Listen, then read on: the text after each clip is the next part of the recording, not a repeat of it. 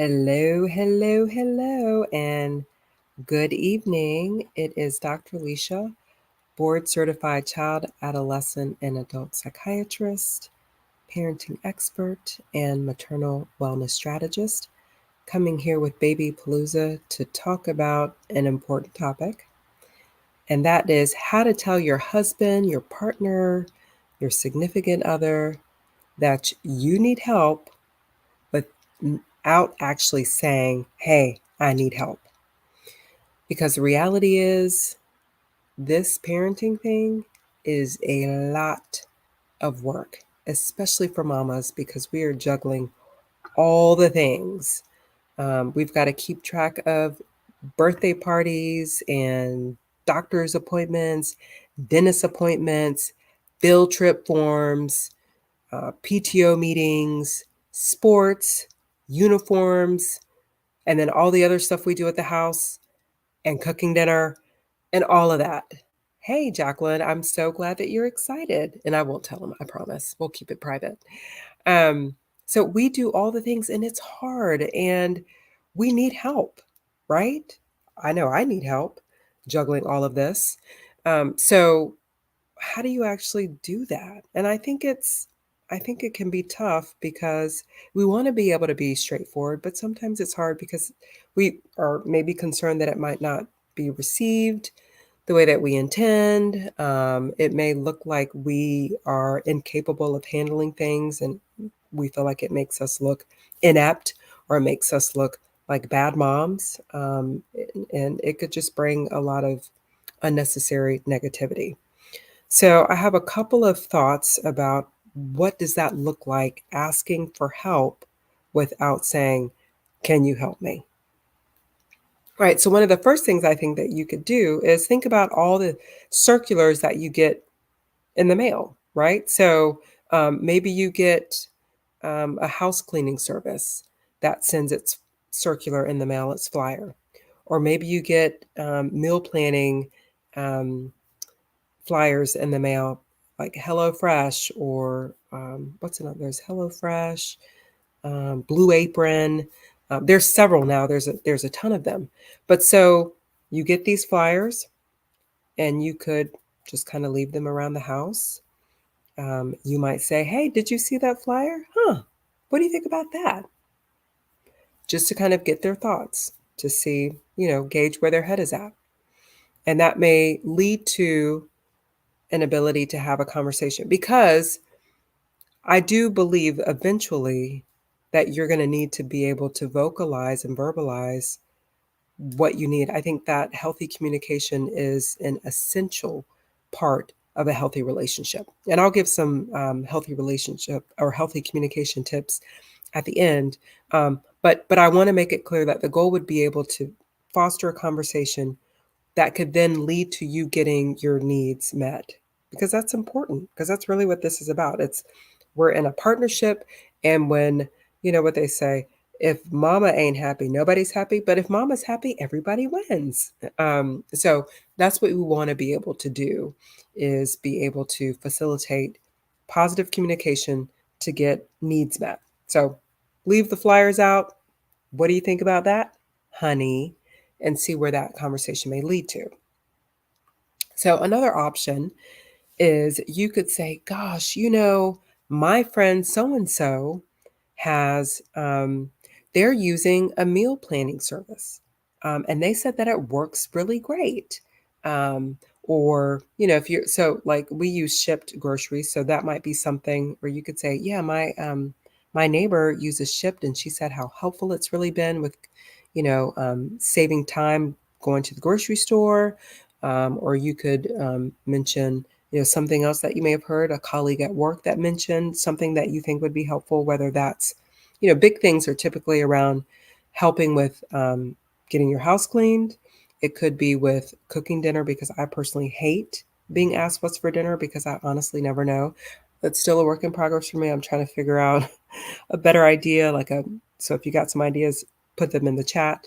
Um, like a meal planning or not a meal planning, but a dinner planning calendar where you create ideas about, okay, Monday it's going to be meatless Monday, and Tuesday we can have pasta or taco Tuesday. Wednesday can be, hamburgers and hot dogs, but I need some help with getting that done. But so using a friend, a colleague, a neighbor to say, hey, this is what so and so is using, and they have found it really helpful. What do you think about that? Another thing that you could, so say your partner like wash the sheets or clean the kitchen or wash the dishes, put them in the dishwasher. But say your partner did something that was really helpful, and you could say, oh my goodness, that was so helpful to me. I really appreciated that you um, washed the dishes and put them up. It saved me some time and allowed me to do X, Y, and Z. But you could just be really grateful for something that they did, and show your appreciation for it. And that might then be a way of them thinking, oh, well, I'm so glad that that was helpful for her and that she was able to get some other stuff done. Like maybe they do something really great that saves you time, and you can end up creating some fabulous dinner. So you get like a double whammy. So it's like, one, you're like, thank you so much. You were great for helping me with this particular task. And then number two, you make this yummy, yummy dinner, their favorite meal. And then they're like, wow, this was so good. And you could say, when you take that time to take something off my plate, that means it gives me time to do some other things that I know are really important to you, like making sure that a meal is good. Yes, Becky, that's positive reinforcement, absolutely, at its best. So I think that's something that can really be helpful as well, to get your needs met without having to say, help me, help me, help me. Now, I will say that healthy communication, again, is the goal. So I want to talk about some tips that we can keep in mind when we are communicating, whether that means directly verbalizing what we need or kind of giving cues around what we need without actually having to say it. So the first thing is active listening. And I think sometimes we are really bad because of this thing right here that we all have. So sometimes we're engaged in conversation and mm-hmm. Oh yeah, I know. Yeah. I'm sorry, what'd you say? So we need to be engaged. That means technology free. That means eyes locked in, ears attuned. You might need to turn off the TV, or if you've got background noise, you might need to mute your kids, meaning you'd go to a place that's quiet so that you hopefully won't be interrupted. And you're not on your phone, so you are locked in and listening. That's really important. Number two, you've got to watch your body language, because sometimes what we end up doing is like, maybe you roll your eyes, you breathe heavy, you're like this, you're making faces, you're looking closed off, you're looking agitated or angry. And so we need to really try and adopt as neutral a stance as possible with our body, but also look like or not look, but actually be, again, listening actively. So maybe you're leaning in and you're nodding your head like, I hear you. And you show and demonstrate, like, what you have to say is important to me, just as much as you want for what you say to your partner to be important to them. So you got to check that body language. Sometimes before we even know it, we have said a whole bunch and we didn't even open our mouths. So that's really critical. Watch your body language. Number three, this is a hard one for me sometimes. Listening to respond rather than to hear and understand.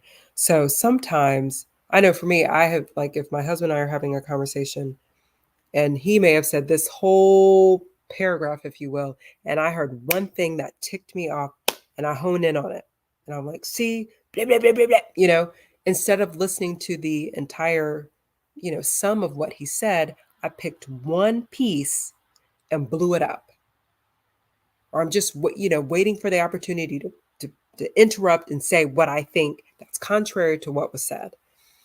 So it's important that instead of doing that, that you actually are making sure, again, that you're listening, that you're taking the time to hear what's said, and also anticipate, because usually your partner is someone that you have been with for at least some period of time, where you may have some ideas about, what may be behind what's said, the message behind the words, the intent, the emotions behind what's being said. So you can anticipate, I think this might be what they're saying. And then you can respond to what was said, as well as, bring up anything that you think, is it possible that you also may have been meaning blah, blah, blah, you know? So if they're saying, I really feel like sometimes you don't always have time for me because you're always taking care of the baby. What they're saying is, I miss you and I want more time with you. I want us to have time for us together.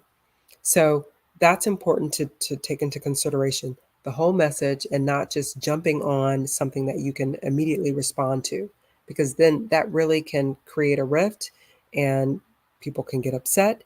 And then the opportunity to really engage in meaningful dialogue is lost because you just jumped at something much too quickly without listening to the whole thing.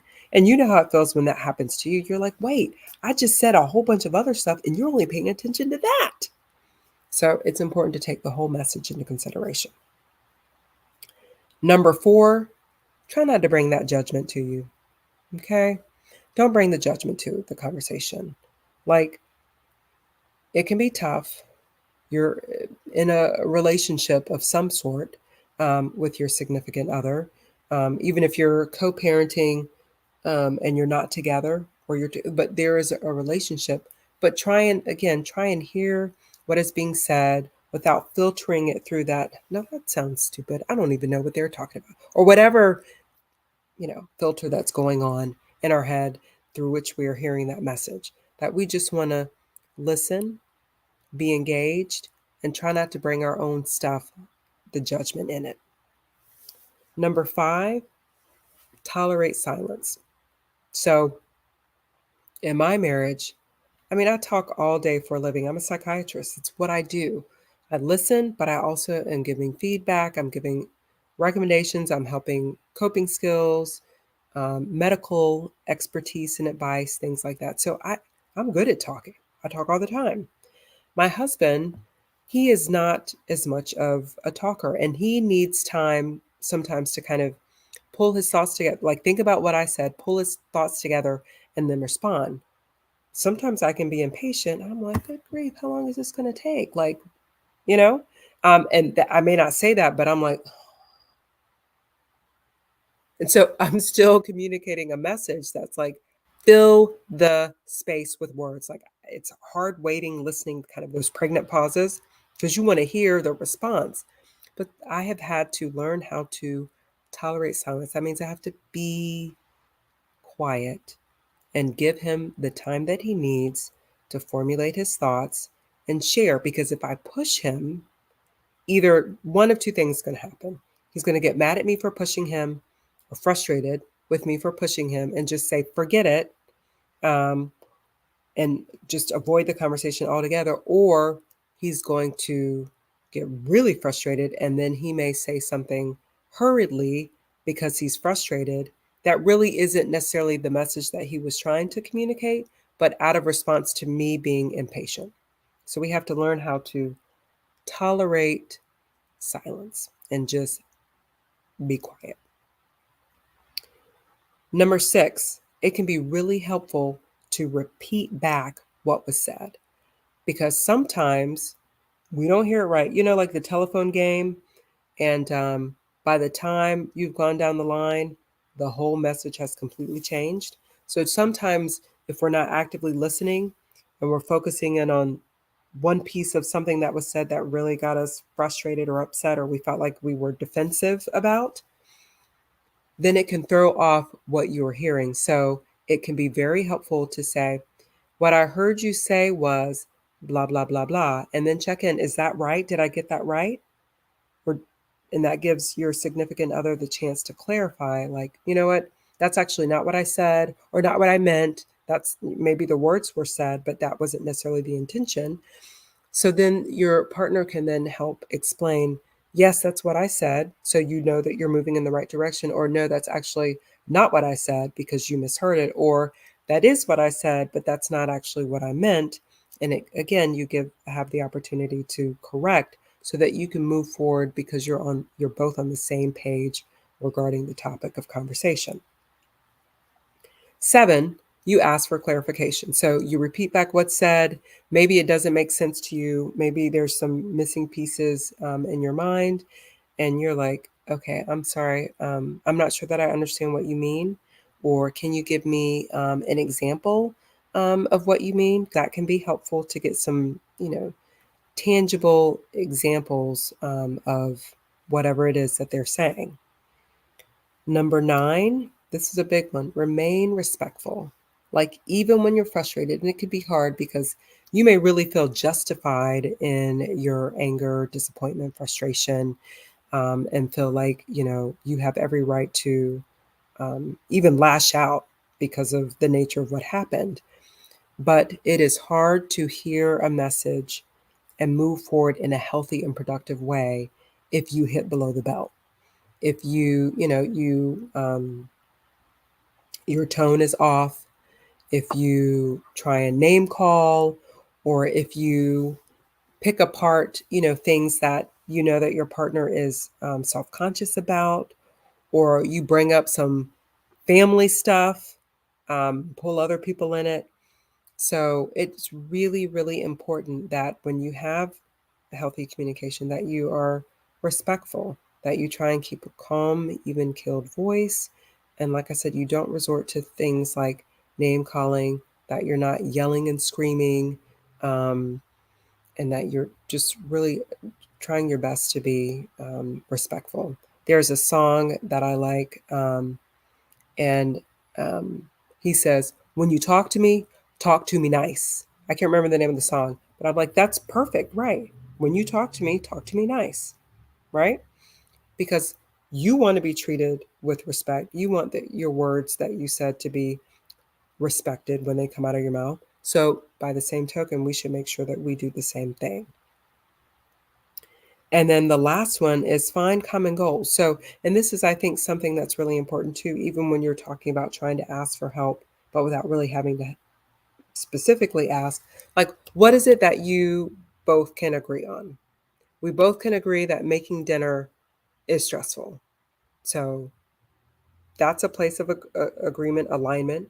So then it makes it easier if we here have this common goal in mind that we want to make it easier, then you can move forward from that place of commonality. I think it makes it a much more productive conversation when you can say, this is what we both want. This is something we both think is important. This is something we both want to move on, improve, modify, change, whatever verb you want to use. But you find what you have in common and move forward from there. So those are the tips that I think that can help you facilitate healthy communication, because in the end, leaving hints, dropping cues, all of that is okay. But the goal in any relationship, whether that's a work relationship, that's your significant other, that's family, that's friends, is that you can engage in conversation where you feel safe to say, what needs to be said, or express your opinions or feelings, and feel like those opinions and feelings are heard, acknowledged, and respected, even if you don't agree. But you should be able to say, I'm concerned about this, or this could really be helpful. That is the ultimate goal, to be able to be direct and say, this is what I need to move forward, or get my needs met, or make sure I'm best able to not only take care of myself, but take care of our family. All right, so thoughts, questions, any better ideas than I had, any additional ideas to offer up that I may have missed? Because I said, oh, I did, I kind of put that with together, but like, you know, making a favorite meal, or watching a game that that they would want you to sit and watch something with, or just doing something that is special to them, to kind of butter them up. Sometimes that can be helpful too. So those were my ideas: leaving hints, telling what another friend or neighbor or significant other has done, complimenting something that they did really well that you thought was just fabulous, and then making their favorite meal or doing something special for them that could butter them up. All right, what thoughts, what questions do you have? Because I'd love to hear it. This stuff is hard. We got to be creative, super creative sometimes to make things flow. All right, thank you, Jacqueline, who said no questions, super helpful. I appreciate that, and thank you for tuning in. Becky and Jacqueline, I appreciate you tuning in.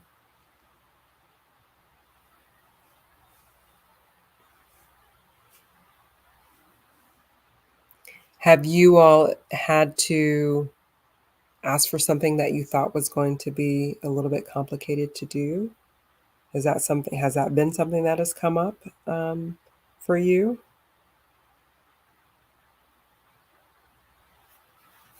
I know for me, like I said, dinner is one of the biggest challenges in my house because my husband and I are vegan. I'm more plant forward, but mostly vegan, and my children are not. And I have three, and I guarantee two will want one thing and one won't want it, or all three. Nobody wants the same thing. So I am always open to strategies about how to make dinner time easier. And so that sometimes can be a hard conversation because he gets frustrated because he's hungry. And, I think sometimes we have ideas about, gender roles. And so we think moms or women do this and um, dads do this.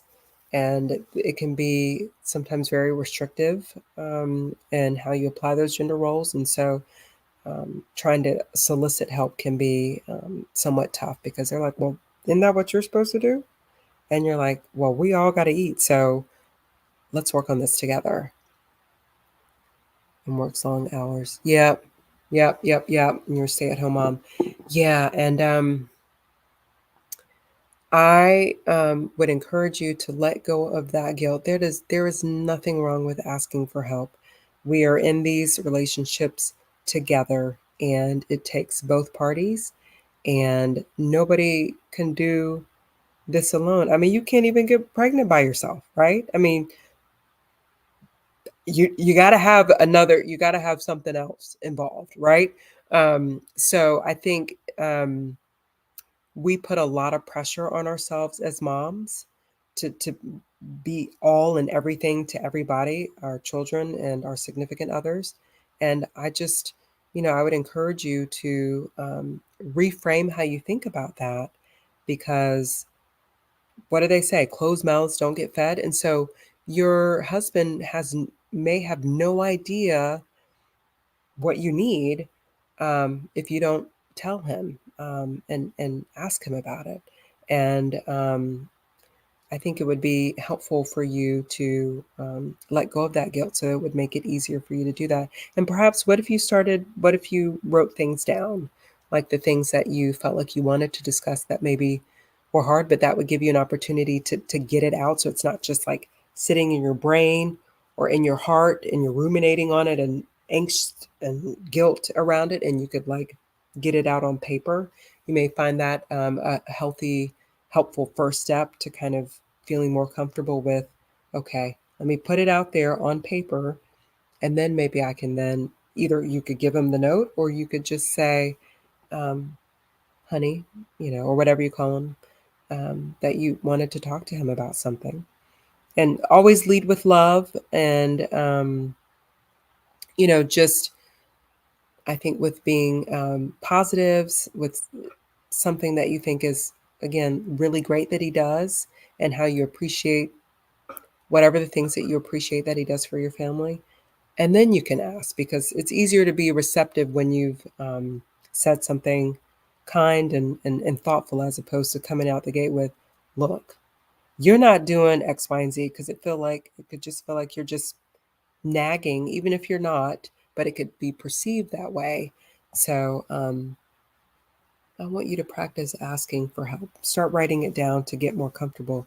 But there's nothing wrong. You can't do all of this alone. I can't do all of it alone. None of us can do all of it alone. We all need help in some way. Maybe it's childcare.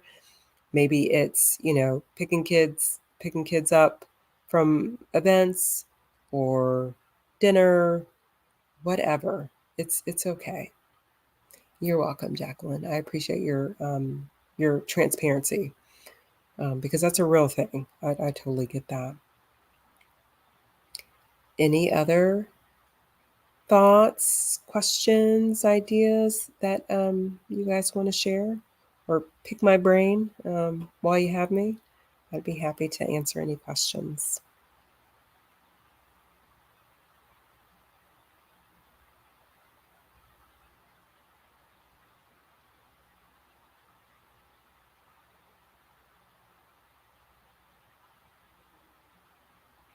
All right. Well, I don't see any more questions, so we will continue to be offering these conversation topics with me, Dr. Leesha, because I want to talk all things motherhood and parenting in a very real and relatable way. Because, like I said, parenting is one of the hardest things that I have ever and will ever do. And you're always growing, learning, and evolving. We make mistakes. That's okay. You get back up and try and make the next day better. That's all we need to do. Be the best versions of ourselves. We don't need to worry about competing with anybody else.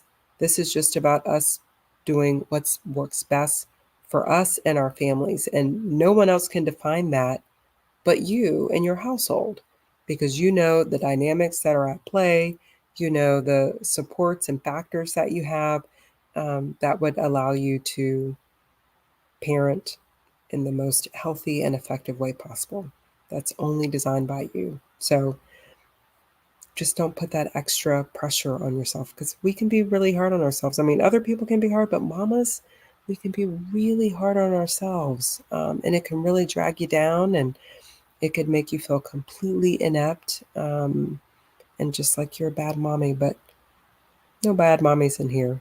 Yeah, sometimes we make bad decisions, but that does not define you as a bad mommy. If your kids act up, you're not a bad mommy. If you lose your temper, you're not a bad mommy.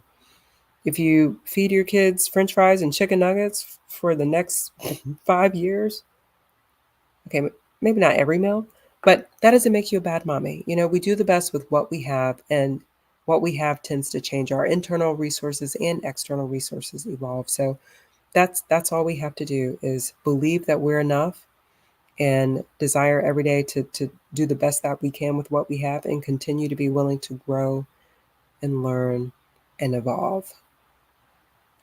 Let's see, Becky. Sometimes it's just nice to know I'm not the only one. Absolutely. Because I do think it can be hard, because, you know, we do tend to think we're the only ones that are struggling this way. Because sometimes I'm like, I know lots of other people, like my sister, she's great at planning meals. I feel like I'm the only one that sucks at it. And I know it's not true, but at times it's like, why can't I have this together? Like, are my kids, when they grow up, they're going to be like, gosh, my mama never cooked anything for us. I'm like, oh my gosh, I don't want to be that mom. Let me figure this out. But it's so hard. So it is good. Because again, I just think that's what helps us feel better. That allows us to help other people when we just get real. Nobody has it all together all the time. And if they said they do, they're lying. It's just impossible. That's just not how life goes. So I'm grateful that this is helpful, and we'll continue to have these kinds of conversations, because I always say, like, I should have it completely together. I'm the child expert, but I don't. My kids still run around in Target, even though I'm like, don't do that. Um, we we have all the same kinds of conversations. Um, yeah, we have all those kind of similar challenges, because it's life, and that's okay. We're still amazing. We're still wonderful. We're still good mommies, and we're still enough. That's what you might need to speak over yourself sometimes. I'm still a good mom. I'm still amazing. I am still enough. Even on my worst days, I'm still enough because your kids, they're not paying attention to those faults, not for real. They just love you, and you just need to show up and be present and engaged. That's what they need more than anything, for you to show up and be present and engaged. That connection is powerful. So that's what we got to do. All right. Well, thank you for tuning in this evening. I appreciate it. I will be back on in a few weeks and we'll have another great topic to delve into. And I hope to see you next time.